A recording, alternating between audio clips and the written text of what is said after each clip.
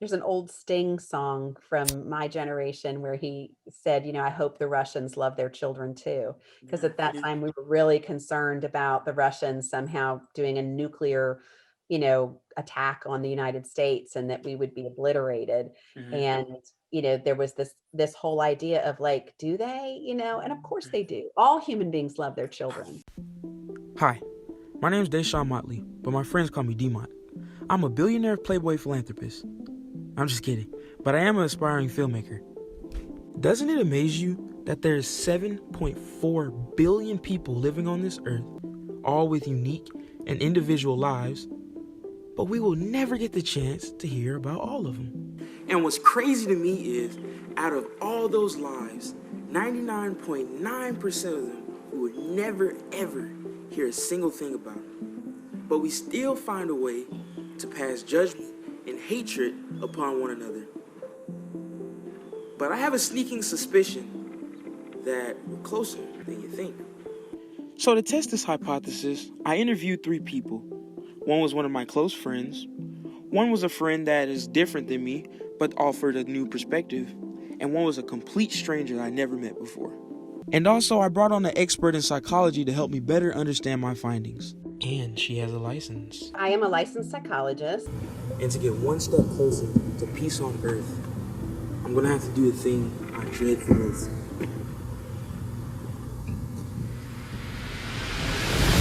And that's talking to girls. And that's where my first volunteer, Presley, comes in. Presley's really down to earth, and I find a lot of my values similar to hers. Like, I just try to be really good to people as much as I can, especially strangers. That's honestly my favorite thing to do is to just be extremely nice to strangers and make sure that you genuinely hope they have a good day, or just complimenting someone on something small, I like your shirt, or where'd you get your shoes from, and trying to spark a conversation with someone. That's really important to me. I love meeting strangers and new people. That's kind of why I work at Publix, even though it makes my feet hurt. I really like spending time with my friends. I have a great roommate and some good friends in my dorm building and everything. And she values friendship just like me. I have a passion to help people, and I want to become that person. And I'm trying to shape myself into that person and get myself there, but I guess it's just scary to not be there yet. And she has goals and a passion that she's working for, just like me. Wow. This was easier than I thought. I found a complete stranger that I have a lot in common with. So, if I can take somebody that I barely know and relate to them on a deeper level, what explains all the separation in the world? I honestly don't really understand hatred. I don't understand it. So I turned to the complete opposite of a stranger to me, my good friend Nick. The greatest part of my day is when I'm around you and all the girls and we just kicking it, bro. Laughing, singing, playing music, eating junk food, being weird, humping each other. What did he say? I asked Nick to help me figure out what could bridge the divide and decrease the hatred and separation in our society.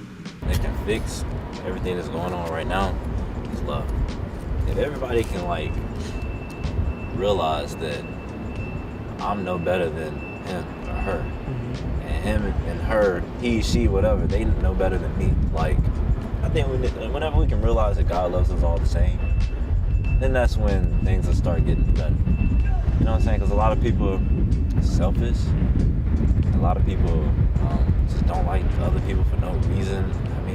Hateful, spite, jealous, envy is a huge deal right now because everybody want to get what he or she got, and they're not thankful for what they have, and that puts them in a dark place, and that energy goes out to the other people that are around them, and then it's just a trickle effect. Whenever we can all realize that, like I said, we all the same. Yeah. At the same time, so different, so we gotta accept each other for who we are. Yeah. That's when everything will get better. What Nick said got me thinking. If I want love to reach each and every person, I'm gonna have to find people that are different than me and embrace them as well as their beliefs. That's where Becca comes in.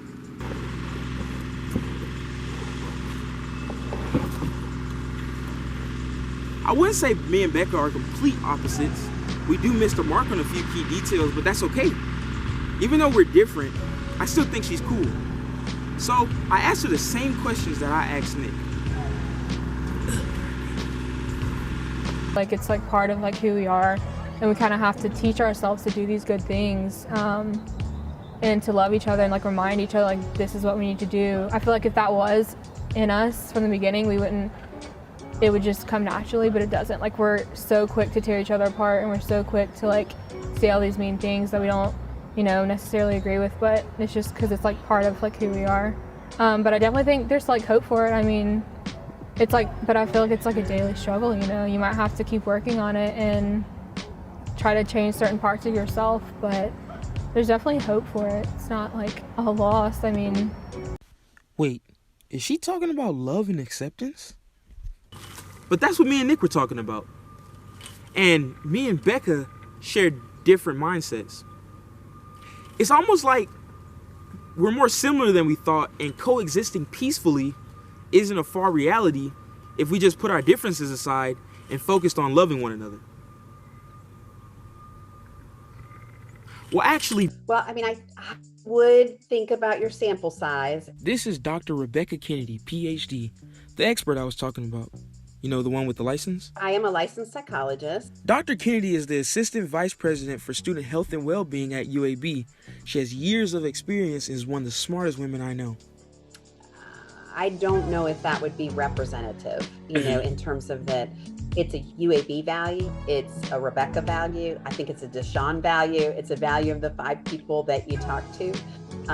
But if we, look at our nation, even just over the last 4 years, I'm not sure that inclusion and,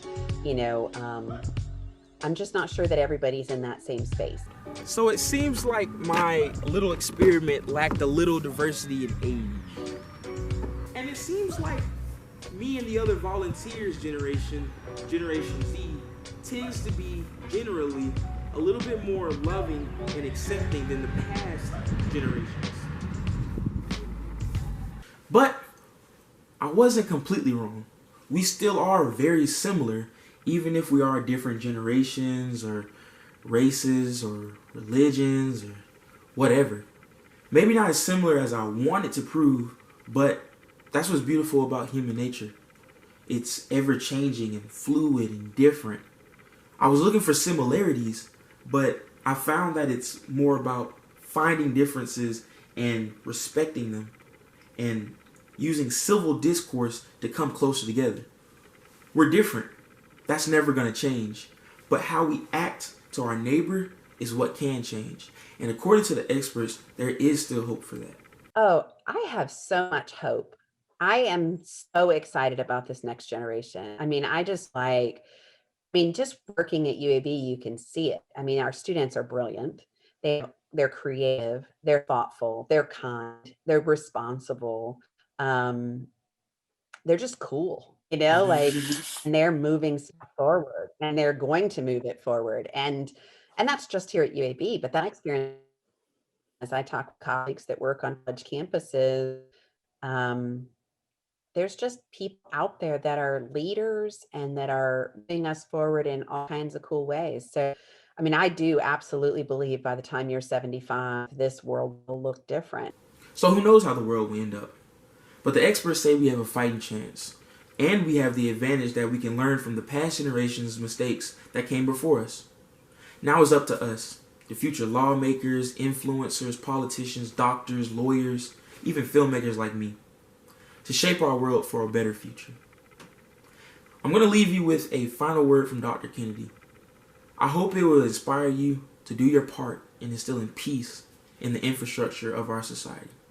I have a lot of faith in this generation sort of moving forward, but we do have to find a way to sort of come together and not do an us them, but be able to really talk deeply and intimately about all of our similarities in addition to our differences, because people will focus on differences. They focus on what's salient: gender, race, sexuality. They focus on those things, and those are not what's most important. It's humanity, the human experience, that's what's relevant, and when you get to that level and you focus there rather than on political ideology or, some other kind of thing, you really connect with people. And yeah, and I hope that's what we'll continue to do, is to tear down all the facades and realize, again, everybody loves their children. Right.